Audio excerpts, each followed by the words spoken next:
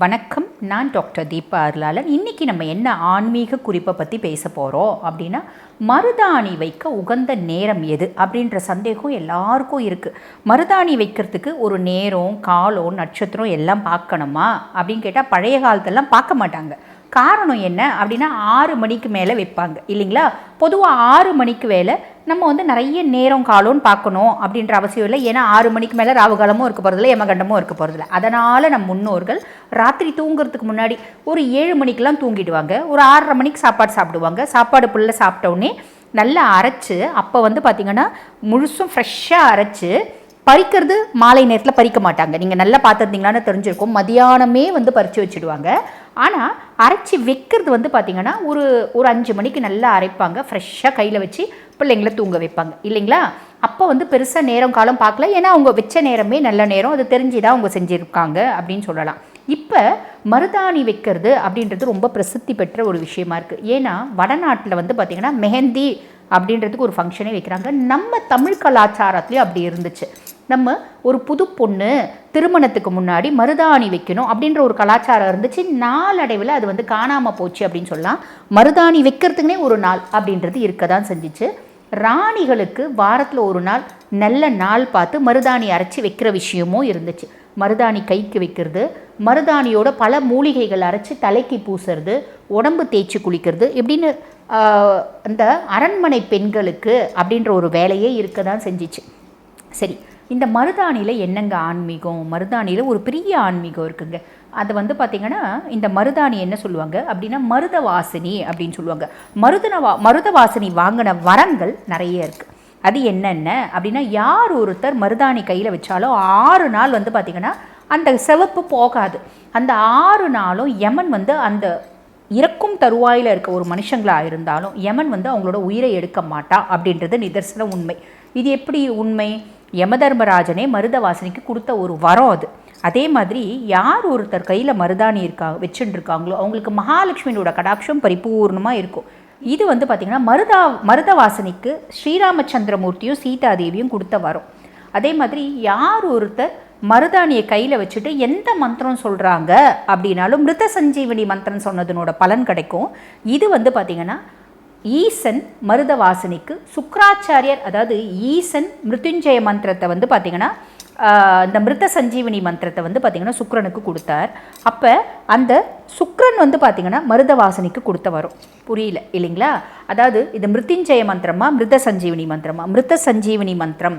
அந்த மிருத சஞ்சீவனி மந்திரம் அப்படின்றது சுக்ராச்சாரியரை தவிர உலகத்தில் யாருக்குமே தெரியாது. 14 லோகத்தில் இன்னைக்கு வரைக்கும் தேவகுருவான பிரகஸ்பதிக்கே தெரியாது. சுக்ராச்சாரியாருக்கு மட்டும்தான் தெரியும்.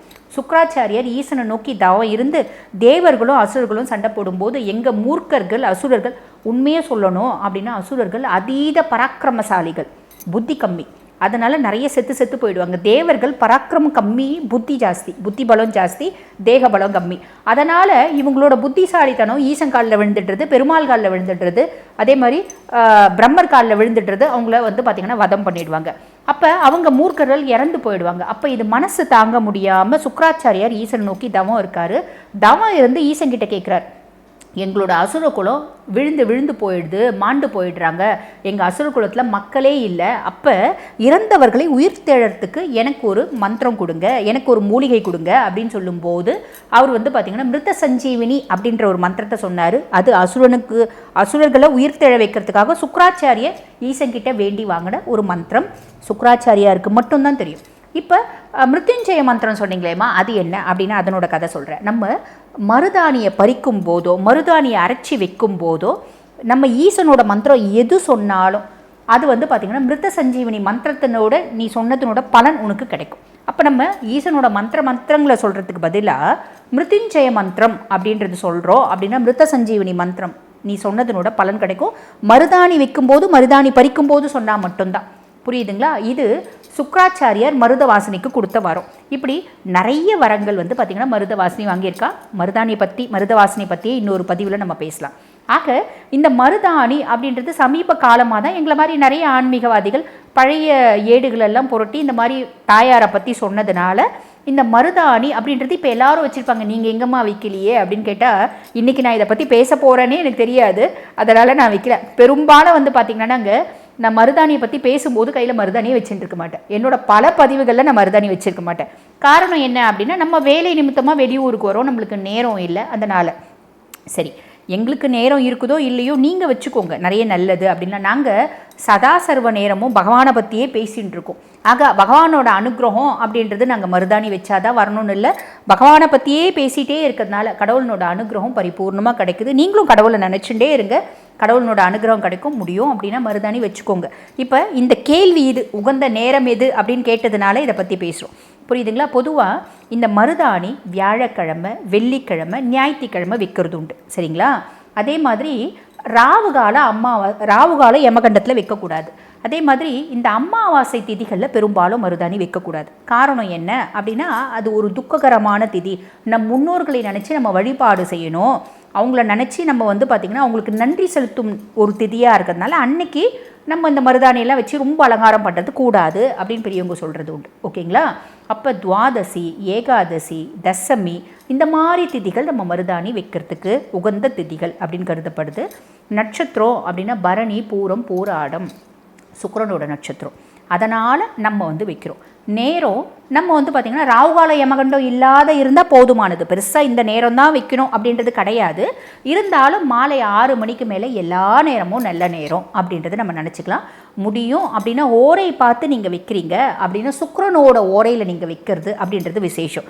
இப்போ வெள்ளிக்கிழமை சுக்கிர ஓரை காலையில் 6 to 7 வரும். அந்த மாதிரி ஒவ்வொரு நாளும் ஒவ்வொரு கிரகத்தினோட ஓரையும் ஓரையாக வரும். இப்போ திங்கக்கிழமை காலையில் 6 to 7 பார்த்திங்கன்னா நம்மளுக்கு சந்திர ஓரை வரும். செவ்வாய்க்கிழமை செவ்வாய் ஓரை வரும். அந்த மாதிரி ஓரை பார்த்து நீங்கள் வைக்கிறீங்க அப்படின்னா சுக்கிரனோட ஓரையில் வைக்கிறது அதிர்ஷ்டத்தை ஈர்த்து தரக்கூடியதாக இருக்கும் அப்படின்னு நம்பப்படுது. அது உண்மையும் கூட. அதுக்கும் மேலே மருதாணி வைக்கிறது ஒரு அதிர்ஷ்டத்தின் சின்னமாக கருதப்படுது. 6 நாள், அதாவது 6 நாள் அந்த இது இருக்கும் பார்த்திங்களா, அந்த சிவப்பு இருக்கும். அந்த சிவப்பு இருக்க வரைக்கும் யமதர்மன் நம்மளை தீண்ட மாட்டான். அதுக்கு தான் பாருங்கள், ரொம்ப ப்ராப்ளம் இருக்கவங்க, ரொம்ப வயோதிகம், படுத்த படுக்கையில் இருப்பாங்க. வயசே நிறைய இருக்காது, ஆனால் படுத்த படுக்கையில் இருப்பாங்க. எங்கள் அம்மா இன்னும் கொஞ்ச நாள் இருந்தால் நல்லா இருக்கும்மா, என்னம்மா பண்ணுறது அப்படின்னு ஜாதகத்துக்கு கொண்டு கேட்பாங்க. ஆனால் அந்த ஜாதகத்தில் பார்த்திங்கன்னா அவங்களுக்கு விதி முடியணும், அதாவது ஆயுசு முடியணும் அப்படின்ற விதி இருக்கும். அப்போ நாங்கள் சொல்கிற பரிகாரம் என்ன அப்படின்னா, அந்த அம்மா தலையாண்ட அந்த ஐயா தலையாண்ட பார்த்திங்கன்னா மார்க்கண்டேயர் அருளிய 16 ஸ்தோத்திரம் இருக்குது. அது பார்த்திங்கன்னா மார்க்கண்டேயர் அருளிய 16 மிருத்யுஞ்சய ஸ்தோத்திரம் அப்படிம்பாங்க. ஒரு சாதாரண ஸ்தோத்திரம் இருக்குது. திரையம்பகம் யஜாம்பகம் சுகந்திம் புஷ்டி வர்த்தனாம் உருவாருகம் ஏவ பந்தனான் மிருத்யூர் மிக்ஷி யமாமிருத்தார். இந்த ஸ்தோத்திரமும் உங்கள் தலைமாட்டில் போட்டு விடலாம். இல்லைன்னா மார்க்கண்டேயர் அருளிய ஸ்தோத்திரம் இருக்குது, 16 ஸ்தோத்திரம். இது ஆயுஷ் ஹோமம்லாம் பண்ண போகிறவங்களுக்கு தெரியும். அது பார்த்திங்கன்னா நமாமி சரசாதேவம் கிம்னோ மிருத்தி கரிஷதி அப்படின்னு 16 இதுவும் முடியும். அந்த ஒவ்வொரு ஸ்லோகம் முடியும் போது நம்ம நமஸ்காரம் பண்ணணும். இந்த ஸ்லோகத்தை போட்டு விட சொல்லுவோம். மார்க்கண்டேயர் அருளிய மிருத்யுஞ்சய ஸ்தோத்திரம் அப்படின்னே வருவது. அதை போட்டுட்டு மருதாணி வச்சு விட சொல்லுவோம். எவ்வளோ நாள் உங்கள் அம்மா உயிரோடு இருக்கணும்னு நினைக்கிறீங்களோ, உங்கள் அப்பா உயிரோடு இருக்கணும்னு நினைக்கிறீங்களோ, அந்த மருதாணி சாயம் கலர் மாறவே கூடாது. வச்சு வச்சு வச்சு வச்சு விடுங்க, உயிரோடவே இருப்பாங்க அப்படின்னு சொல்லுவோம். அந்த மாதிரி எத்தனையோ பேர் நாங்கள் பார்த்துருக்கோம். புரியுதுங்களா? மருதாணிக்கு இத்துணை விசேஷங்கள் இருக்குது, இதுக்கும் மேலே நிறைய இருக்குது. இப்போ மேடம் கேட்டாங்க, மேடம் இந்த விரலில் மட்டும் சிலர் வைக்க சொல்கிறாங்களே மேடம், அதனோட தாத்பரியம் என்ன அப்படின்னா, அதனோட தாத்பரியம் பெருசாக ஒன்றும் இல்லை. எல்லா விரல்களையும் வைக்க முடியாதுங்க. இப்போ ஆண்கள் எல்லா விரல்லையும் வச்சுக்கிறாங்க அப்படின்னு வச்சுக்கோங்களேன், அது ஒரு வித்தியாசமாக பார்ப்பாங்க இல்லைங்களா? ஆனால் மருத வாசனையோட பரிபூர்ண அனுகிரகம் எனக்கு வேணும், அதிர்ஷ்டம் வேணும், மருதாணி வைக்கிறதுனால வரக்கூடிய அத்துணை நற்பயன்களும் எனக்கு வேணும். அப்போ நான் என்ன பண்ணுவேன், ஒரே விரலில் மட்டும் வச்சுக்கலாம். புரியுதுங்களா? இதுதான் அதனோட தாத்பரியம், வேறு ஒன்றும் இல்லை. ஆக உங்களுக்கு கடவுளனோட அனுகிரகம் கிடைக்கிறதுக்கு எத்தனையோ எளிய முறைகள் அப்படின்றதுக்கு அதில் மருதாணியும் ஒரு எளிய முறை. செஞ்சுக்கலாம். வாழ்த்துக்கள்.